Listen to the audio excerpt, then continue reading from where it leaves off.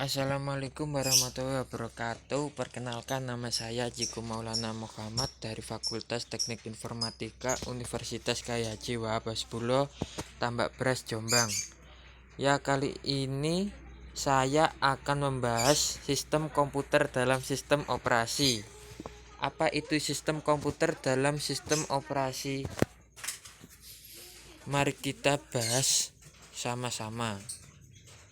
Sistem komputer dalam sistem operasi terbagi menjadi 4 bagian.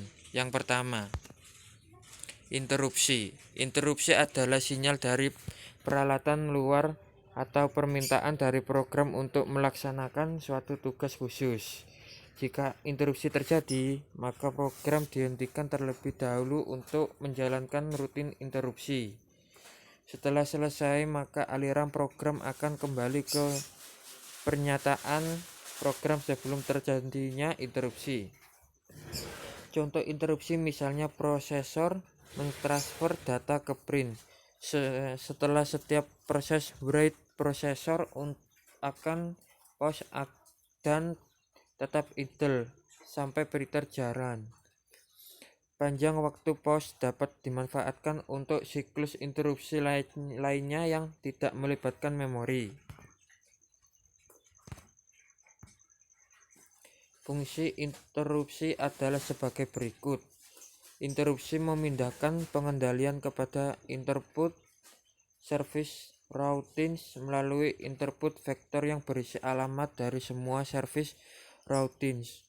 Interupsi yang akan datang berikutnya dibatalkan ketika interupsi lain sedang proses untuk mencegah hilangnya suatu interupsi.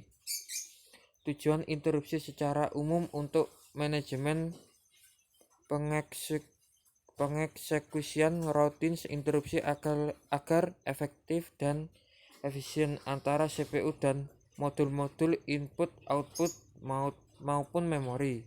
Setiap komponen komputer dapat menjalankan tugas secara bersamaan, tetapi kendali terletak pada CPU. Di samping itu, kecepatan eksekusi masing-masing modul berbeda. Jenis-jenis interupsi software. Yang pertama, software interupsi yang disebabkan oleh software sering disebut dengan sistem call. Misalnya, suatu program ingin mencetak hasil ke printer. Kedua, hardware terjadi karena adanya aksi pada perangkat keras seperti penekanan tombol keyboard atau menggerakkan mouse. Yang kedua, proteksi perangkat keras. Proteksi perangkat keras pada suatu proses sedang berjalan, ada keadaan di mana prosesor berhenti. Hal ini menandakan tidak adanya lagi data diproses oleh prosesor. Oleh karena itu, prosesor akan mencari data ke dalam memori. Pengaksesan data tersebut banyak clock cache. Perangkat keras menyediakan dua register, yaitu base register dan limit register. Base register memegang alamat fisik terkecil yang dilegalkan, sedangkan limit register menentukan ukuran dari jarak alamat tersebut. Contohnya, jika register memegang 3040 dan limit register 120900, maka program bisa mengakses legal di semua alamat dari 3040 sampai 420940. Di bawah adalah gambar base dan limit register. Fungsi dari proteksi ini mencegah user program dari kesengajaan memodifikasi kode atau struktur data baik sistem operasi atau user lainnya. Jika proteksi gagal, semua hal yang dilakukan oleh program executing di user mode untuk mengakses memori sistem operasi atau memori user lainnya akan terperangkap di sistem operasi dan bisa menyebabkan kesalahan yang fatal, yaitu addressing error. Gambar di bawah adalah proteksi perangkat keras dengan base dan limit register.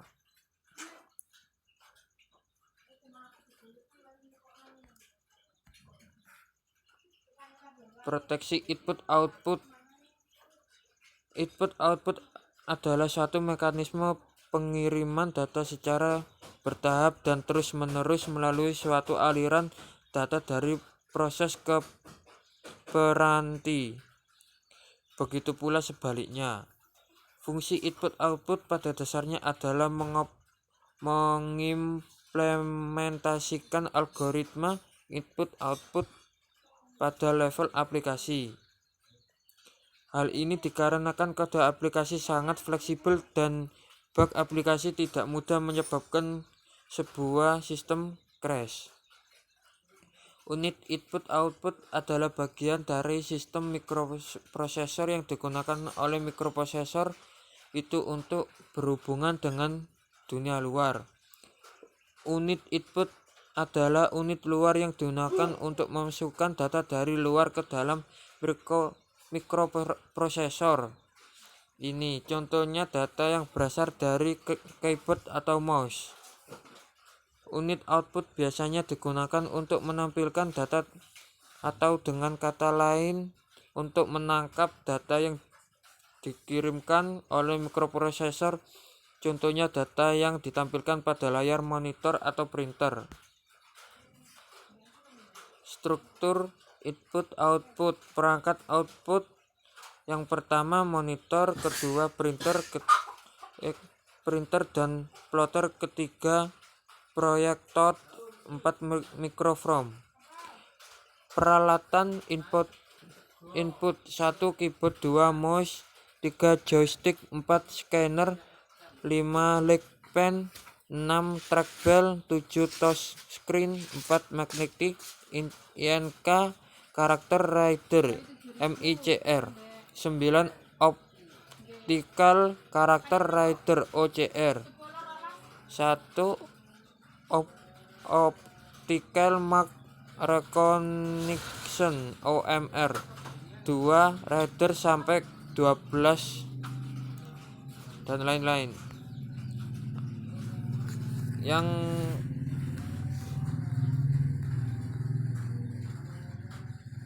keempat, proteksi memori. Proteksi memori adalah cara untuk mengontrol hak akses memori komputer dan merupakan bagian dari paling modern sistem operasi. Tujuan utama dari proteksi memori adalah untuk mencegah proses mengakses memori yang dialokasikan untuk itu. Hal ini mencegah bug dalam suatu proses dari yang mempengaruhi proses lainnya atau sistem operasi itu sendiri. Perlindungan memori adalah perilaku yang berbeda dari ASLR dan NX bit.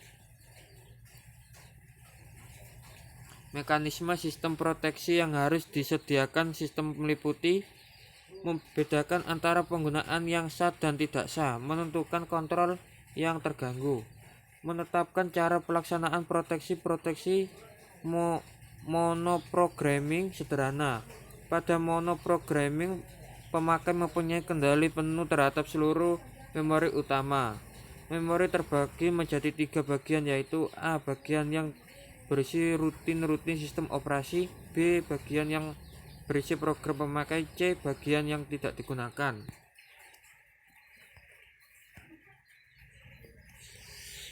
Baiklah, mungkin itu saja penjelasan dari saya. Apabila ada kata yang salah atau yang lainnya, saya mohon maaf yang sebesar-besarnya. Wassalamualaikum warahmatullahi wabarakatuh.